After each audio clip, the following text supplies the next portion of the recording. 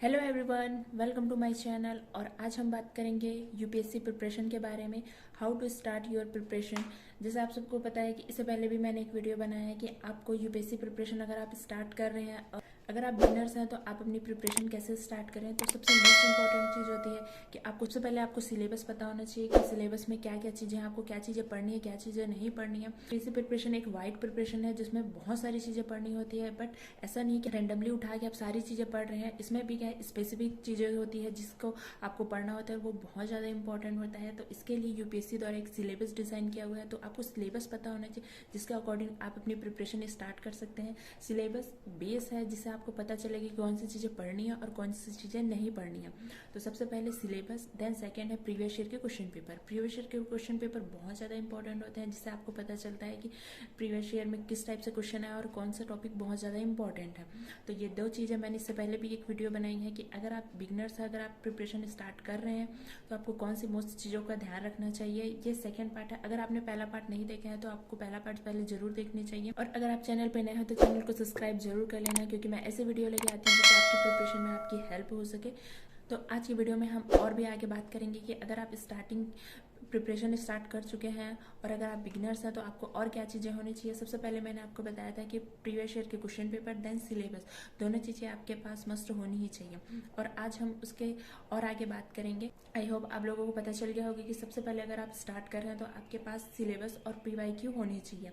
Then इसके बाद है कि आपका कॉन्सेप्ट बहुत अच्छा स्ट्रॉन्ग होना चाहिए, और कॉन्सेप्ट स्ट्रॉन्ग करने के लिए आपको है बेसिक से पढ़ने होंगे, और बेसिक सबसे ज़्यादा क्लियर आपका होगा एनसीईआरटी से। तो एनसीईआरटी मस्ट होंगी। अगर आप लोगों ने भी यूपीएससी के बारे में सुना होगा या फिर टॉपर स्टॉक भी देखे होंगे तो आपको पता होगा कि सारे टॉपर्स यही कहते हैं कि आपको एनसीईआरटी जरूर पढ़नी चाहिए, क्योंकि एनसीईआरटी क्या है, स्कूल लेवल पे होते हैं, बच्चों के लिए बनाई जाती है। तो ये बहुत ज़्यादा इजी लैंग्वेज में और बहुत अच्छे से दिया होता है। तो आपको जो कॉन्सेप्ट है, जो क्लियर करनी है, वो अगर बच्चों के लिए अगर लिखी गई है तो वो कितनी ईजी लैंग्वेज में होगी। अगर आप भी ये समझ सकते हैं कि अगर वो स्कूल का बच्चा अगर 6, 7, 8 के बच्चे उसे पढ़ रहे हैं तो वो कितनी अच्छी लैंग्वेज में लिखी होगी कि वो बच्चों को आराम से समझ आ जाती है। तो इसलिए कहा जाता है कि आपको एनसीईआरटी से स्टार्ट करनी चाहिए।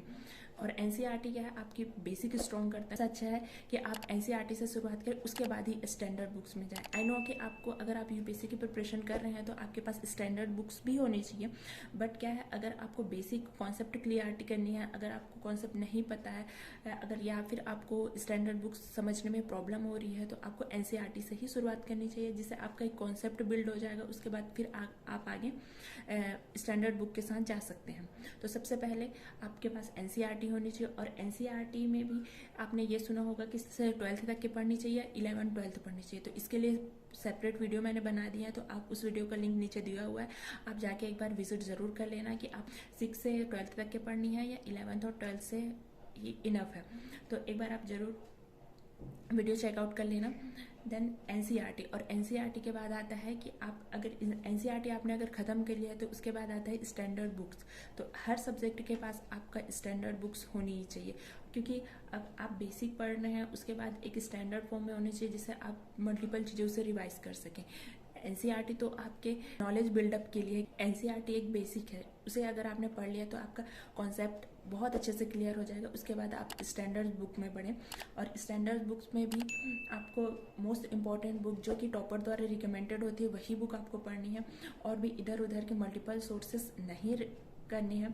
मैंने स्टैंडर्ड बुक्स के बारे में भी वीडियोस बनाए हैं, और आपको कौन सी बुक खरीदनी चाहिए, कौन सी बुक नहीं खरीदनी चाहिए, और कौन से सब्जेक्ट के लिए कौन सी बुक बहुत ज़्यादा इंपॉर्टेंट है, उसके लिए भी मैंने प्रॉपर वीडियोस बनाई हैं, आप चैनल पे चेकआउट कर सकते हैं।